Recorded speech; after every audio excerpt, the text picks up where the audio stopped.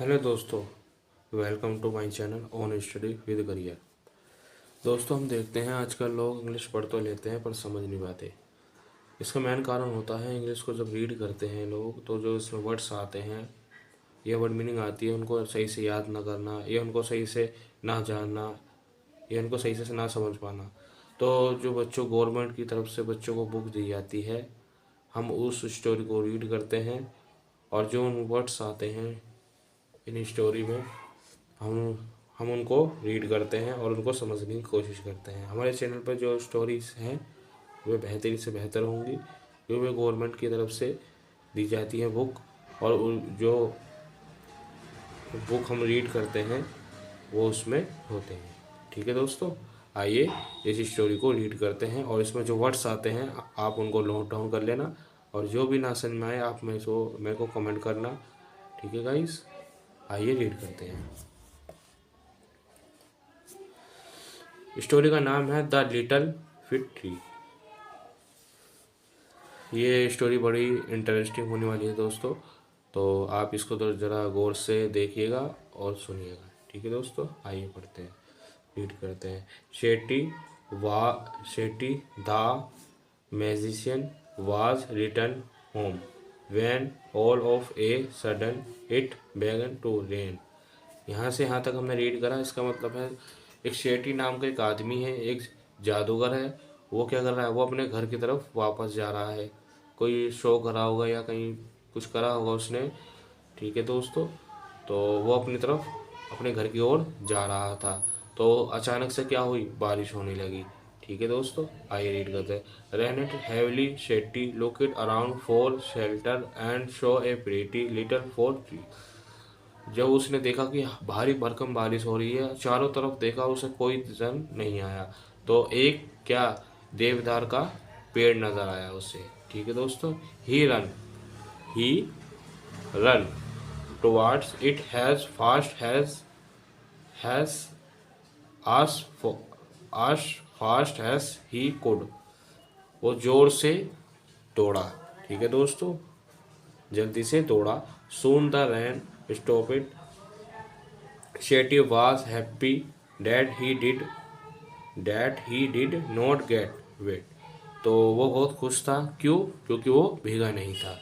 ठीक है, आगे बढ़ते हैं दोस्तों। Thank you, you have been kind to me।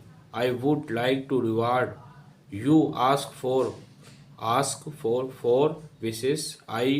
And I will grant them, said the magician। वो किसे थैंक यू बोल रहा है? देवदार के पेड़ को। ठीक है दोस्तों, वो पेड़ को थैंक यू बोल रहा है, क्यों? क्योंकि वो भीगा नहीं। और वो कहने लगा तुम बहुत दयालु हो और तुम बहुत अच्छे हो।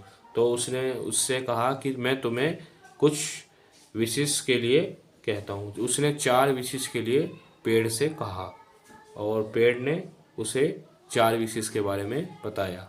ठीक है दोस्तों, आइए रीड करते हैं आगे। आपको क्लियरली दिखाई दे रहा होगा दोस्तों?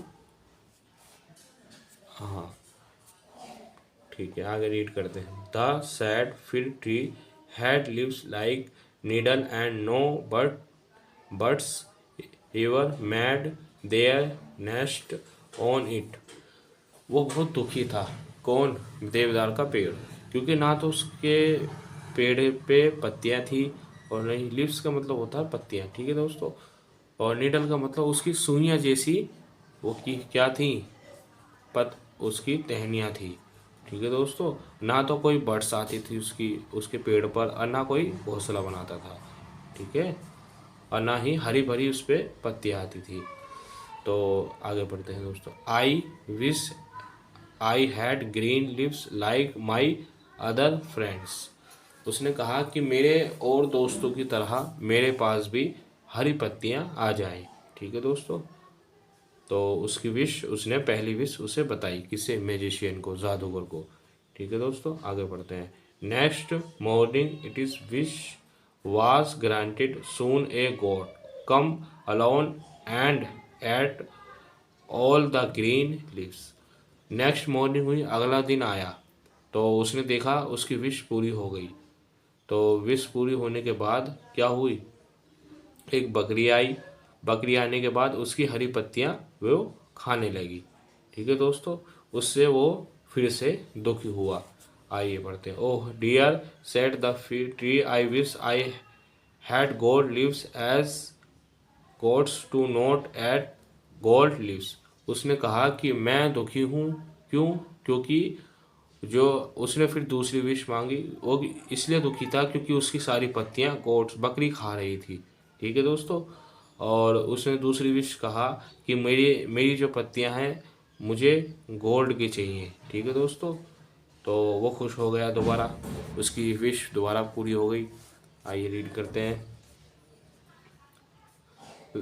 When the little tree woke up the next morning, it was surprised to see gold leaves. How happy I am, it is said. वो दोबारा खुश हुआ क्योंकि उसके पास गोल्ड की पत्तियां आ गई थी। पर वो सरप्राइज तो हुआ, वो इनाम तो मिला उसको। हैरान तो हो गया था वो कि हाँ भाई मेरे पास गोल्ड की लीव्स आ गई, मतलब पत्तियां आ गई थी। पर अगले दिन क्या हुआ उसके साथ? Two man come along and stole the gold leaves. उसकी जो पत्तियां थी वे दो आदमी चुरा कर ले गए। वो फिर से दुखी हुआ। ठीक है दोस्तों, आइए रीड करते हैं हम अच्छे से। और आपको जो भी वर्ड्स हैं, आप उन जो भी आपको अलग लगे वो आप नोट डाउन कर लेना, और जो भी उसकी मीनिंग ना समझ में आए तो आप मुझे कमेंट करके पूछ सकते हैं। ठीक है दोस्तों, आइए रीड करते हैं।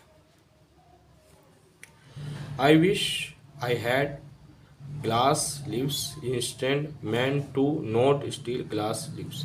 उसने तीसरी विश मांगी कि मेरे जो पत्तियां हैं वो किसकी हो जाएं? ग्लास की हो जाएं।